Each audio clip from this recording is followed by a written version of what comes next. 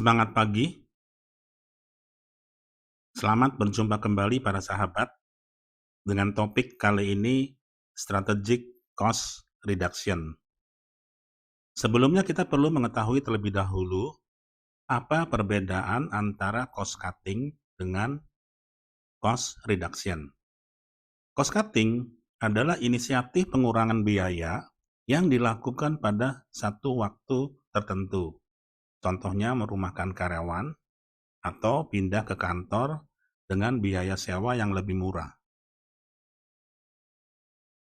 Cost reduction bisa dipahami sebagai upaya menekan biaya untuk mencegah menurunnya keuntungan lebih dalam lagi. Atau bisa juga dipahami sebagai satu proses menemukan, mencari, dan memangkas biaya yang tidak memberikan nilai tambah tanpa berdampak negatif pada kualitas produk. Atau sebagai satu proses meningkatkan kinerja bisnis. Contoh cost reduction adalah menerapkan otomasi atau alih daya. Berikut adalah taktik cost reduction yang dapat dilakukan relatif cepat. Ada 10, ya tidak akan saya sebutkan satu persatu. Misalnya eliminating, yaitu menghilangkan kegiatan yang tidak dibutuhkan atau tidak jelas manfaatnya. Rationalizing, yaitu rasionalisasi kualitas dan tingkat layanan untuk mencegah over processing. Jadi misalnya, ya kita memberikan kualitas sesuai dengan yang diminta oleh pelanggan, tidak memberikan kualitas yang berlebihan atau overspec. Stabilizing, menstabilkan proses untuk membentuk kapabilitas proses atau CPK, mencegah rework dan reject. Simplifying, menyederhanakan produk atau alur kerja dengan menghilangkan aktivitas-aktivitas yang tidak memberikan nilai tambah. Kemudian outsourcing, yaitu mengalihdayakan kegiatan-kegiatan non-inti kepada penyedia atau spesialis yang berbiaya lebih rendah. Yang terakhir adalah centralizing, yaitu sentralisasi sumber daya dan informasi untuk mengurangi duplikasi dan pemanfaatan pengetahuan.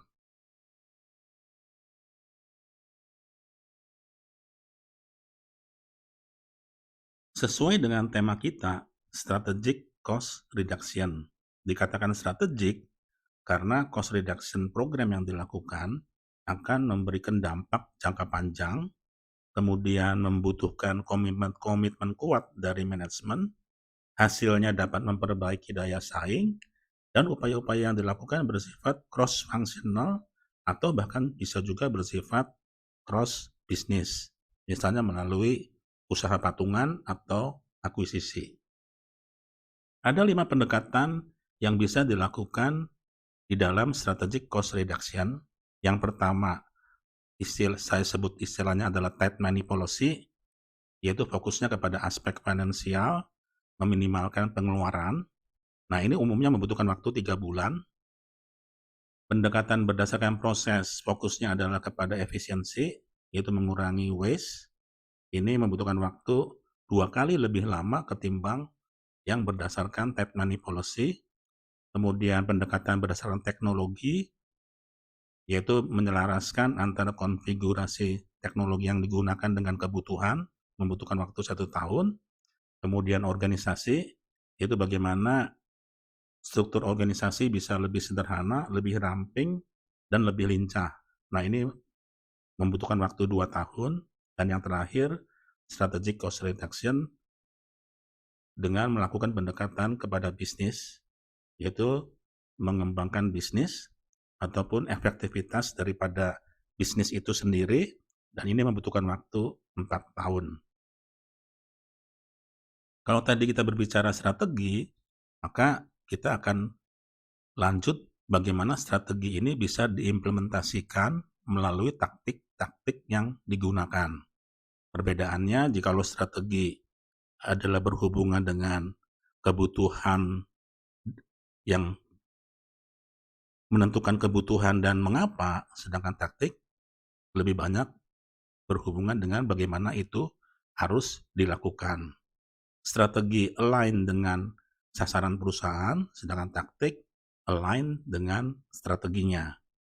Kemudian fokus daripada strategi adalah efektivitas atau doing the right things, sedangkan taktik orientasinya kepada efisiensi atau doing the things right. Strategi lebih sulit diukur ketimbang kita mengukur taktik. Baik, sekarang kita masuk kepada taktiknya itu sendiri, bagaimana mengimplementasikan strategi cost reduction itu ke dalam bentuk penerapan. Kita mulai yang pertama, yaitu teknik manajemen permintaan, yaitu berfokus kepada tight money policy, ya. Beberapa taktik yang bisa dilakukan, misalnya melakukan target costing, kemudian menggabungkan aktivitas untuk meningkatkan efisiensi tenaga kerja, kemudian mengalihkan perusahaan, misalnya ke negara atau ke daerah, di mana upah buruh misalnya lebih rendah. Bahkan mungkin bisa juga kita masuk kepada pemasok ke tier atau tingkat kedua, ataupun melakukan kontrol pembelian untuk mencegah pembelian maverick, yaitu pembelian yang memang tidak direncanakan sebelumnya. Yang kedua, pendekatan berdasarkan proses, yaitu bagaimana mengurangi waste, keberagaman, dan ketidakfleksibilitasan. Beberapa taktik yang bisa digunakan, misalnya melalui Pokayoke, penerapan OII, pemerataan beban kerja, rasionalisasi kualitas dan tingkat layanan. Sebelumnya sudah saya jelaskan, ya. Jadi tidak perlu memberikan kualitas yang berlebihan, asal cukup customer sudah cukup puas. Tidak perlu sampai delighted, katakanlah misalnya seperti itu. Kemudian melakukan perampingan, standarisasi, ataupun share service. Yang ketiga, bagaimana menyelaraskan konfigurasi teknologi sesuai dengan kebutuhan. Misalnya dengan melakukan otomatisasi proses secara robotik, kemudian melakukan design value mode analysis, harmonisasi proses dan teknologi. Misalnya bagi perusahaan-perusahaan yang sederhana, kita mungkin nggak perlu sampai menggunakan SAP. Bisa menggunakan ERP di bawahnya, setingkat di bawah SAP. Yang keempat, taktik yang berkenaan dengan organisasi, yaitu bagaimana organisasi bisa lebih ramping dan lincah. Misalnya dengan cara meratakan hierarki atau menambah span of control, sehingga layer organisasi tidak terlalu banyak, sehingga organisasi bisa menjadi lebih flat dan lincah. Kemudian peralihan dari penuh waktu ke paruh waktu, ataupun melakukan sentralisasi dari fungsi pendukung. Yang terakhir adalah taktik mengenai efektivitas bisnis, yaitu berkenaan dengan strategi usaha, misalnya dengan pengalih-dayaan aktivitas atau jasa non-inti ke perusahaan lain, ataupun melakukan usaha patungan atau akuisisi untuk mendapatkan skalabilitas dan kontrol yang lebih besar. Kembali kepada 10 taktik cost reduction yang dibahas di depan. Jadi di sini katakanlah eliminating, menghilangkan kegiatan yang tidak dibutuhkan atau tidak jelas manfaatnya. Nah, poin 1, 2 ini sebetulnya berkenaan dengan yang ini. Jadi poin 1, eliminating bisa dilakukan untuk yang berkaitan dengan tight money policy ataupun strategic cost reduction yang menggunakan pendekatan berdasarkan efisiensi proses. Demikian juga untuk mengotomatiskan aktivitas untuk meningkatkan produktivitas dan efisiensi, ini berkaitan dengan teknologi. Sentralisasi ini berkaitan dengan organization dan bisnis.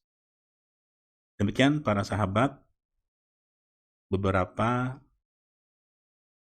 taktik atau strategi dan taktik pada saat kita hendak melakukan cost reduction.